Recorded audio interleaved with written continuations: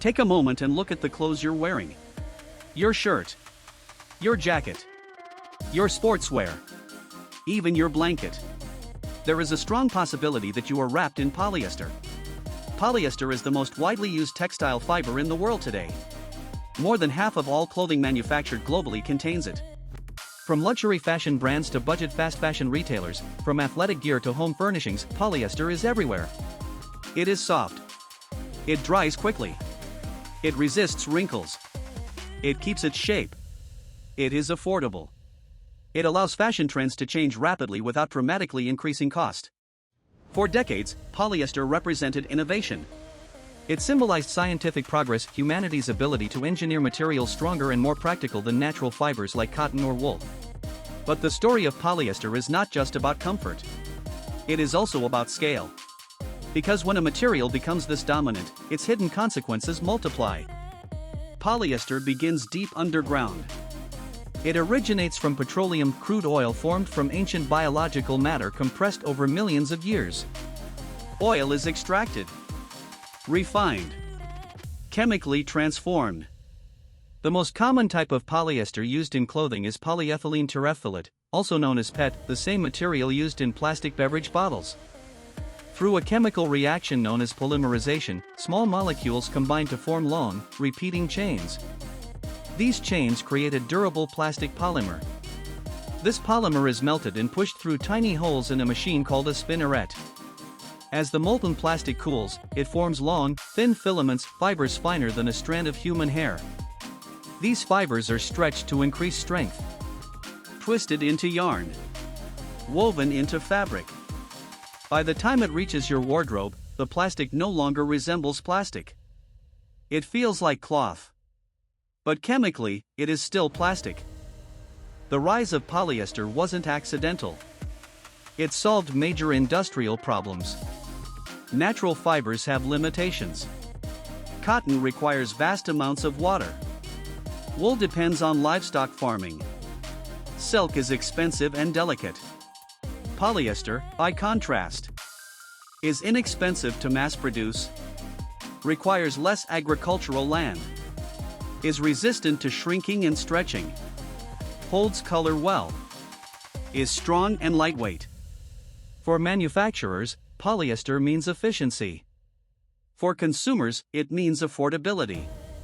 In the age of fast fashion, where new styles appear weekly, polyester became the backbone of global apparel production. But every technological solution creates new externalities. And in polyester's case, those externalities are microscopic. At first glance, polyester appears harmless. It does not rot. It does not mold easily. It doesn't fall apart like organic fibers. But what happens when it moves? When it rubs? When it's washed? What happens when billions of polyester garments are produced every year? To understand the true cost of polyester, we must look beyond what we can see. Because the real story is not visible to the naked eye. Every time you wash polyester clothing, tiny fibers break away. These fibers are microscopic, thinner than a human hair. A single laundry load of synthetic garments can release hundreds of thousands of microfibers. They flow with wastewater into sewage systems. Wastewater treatment plants capture some of them, but not all. Many slip through filtration systems and enter rivers, lakes, and oceans. And once there, they do not dissolve. They accumulate. Scientists have found microplastic fibers in nearly every marine environment studied. They exist in coastal waters, in deep ocean sediments, in Arctic sea ice. Tiny marine organisms mistake them for food. Plankton ingest them. Small fish consume contaminated plankton. Larger fish eat smaller fish. The fibers move upward through the food chain. Over time, plastics fragment into even smaller particles, nanoplastics, which are even harder to detect and remove. The ocean does not metabolize plastic. It stores it. And because polyester production continues to increase globally, the supply of microfibers entering waterways continues. Polyester shedding does not only happen in water. It happens in air, Synthetic fabrics, carpets, curtains, upholstered furniture, fleece blankets continuously release microscopic fibers into indoor environments. These fibers settle into dust. When we walk, vacuum, or simply move through a room, they become airborne again. Studies have detected microplastic particles in indoor air samples across different countries. Humans inhale thousands of microscopic particles daily, some of them synthetic. This means polyester pollution is not only an environmental issue, it is also an indoor air quality issue. Natural fibers eventually biodegrade. Microorganisms break them down. Polyester does not behave the same way. It can take decades to centuries to degrade under normal environmental conditions. And when it does break down, it doesn't vanish, it fragments into smaller plastic particles. The material becomes invisible, but not absent. That is the defining feature of plastic pollution. It transforms. It disperses. But it remains. For most healthy individuals, wearing polyester clothing does not cause acute toxicity. However, polyester is less breathable than many natural fibers. It traps heat and moisture close to the skin. In hot or humid climates, this can increase sweating and bacterial growth. For individuals with eczema, dermatitis, or sensitive skin, synthetic fabrics may sometimes exacerbate irritation. But direct toxicity from casual contact is generally considered low. The larger concern is not surface contact. It is internal exposure.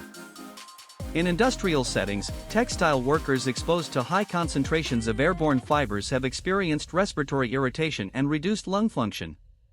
But what about the general population? Microplastic particles have been identified in human lung tissue samples. The health implications are still being studied. Potential biological responses include inflammation, oxidative stress, immune activation. The size of the particles matters. Smaller particles penetrate deeper into the lungs. At present, there is no conclusive evidence that normal polyester clothing directly causes chronic lung disease. However, research is ongoing. We are still in the early decades of widespread microplastic exposure. Long-term data simply does not yet exist. Microplastics have been detected in human stool samples worldwide. They have also been found in blood samples and placental tissue in small amounts. This indicates that microplastic particles are entering the human body through food, water, and air. Most ingested particles appear to pass through the digestive system and are excreted. But scientists are investigating whether very small particles may cross intestinal barriers and enter circulation. There are concerns about gut inflammation, disruption of microbiota, chemical additives leaching from plastics. Yet definitive long-term clinical outcomes are still unclear. Polyester itself is relatively chemically stable. But textile manufacturing often includes additional treatments: dyes, flame retardants, water-repellent coatings, anti-stain chemicals. These additives vary by manufacturer and regulation. The broader issue is not a single garment. It is cumulative exposure over decades. Humanity has dramatically increased plastic production in the last 70 years. The biological consequences of chronic microplastic exposure are still being mapped. Science does not yet have all the answers. Polyester enabled affordable clothing for billions of people. It reduced dependence on certain agricultural resources. It allowed performance fabrics for athletes and medical applications. The material itself is not inherently malicious. The problem is volume. When billions of garments are produced annually, even small fiber loss per item becomes massive global pollution. Scale transforms convenience into consequence. Many brands now promote recycled polyester made from plastic bottles. This reduces demand for new petroleum extraction. It keeps some plastic out of landfills temporarily. However, recycled polyester still sheds microfibers during washing. Recycling addresses resource extraction but not microfiber release. It is an improvement, but not a complete solution. Individuals cannot solve global plastic pollution alone, but they can reduce contribution. Practical steps include washing synthetic garments less frequently, using gentler cycles, installing microfiber catching filters, choosing higher quality fabrics that shed less, mixing wardrobes with natural fibers when possible, avoiding ultra-low-cost fast fashion that degrades quickly. Systemic change requires policy and innovation, but consumer awareness influences industry behavior.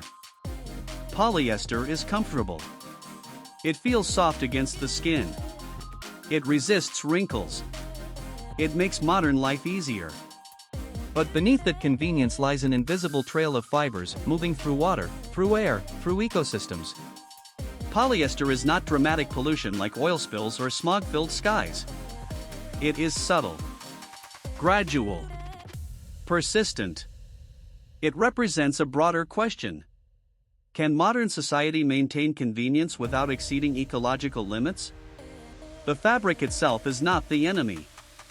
Unexamined consumption is. And the hidden truth about polyester is this: what we wear does not simply cover us.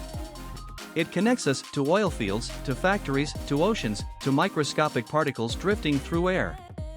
The next time you touch a synthetic fabric, ask yourself, is it only comfort? Or is it something more? Subscribe Info Beyond Borders now for more mind-blowing knowledge.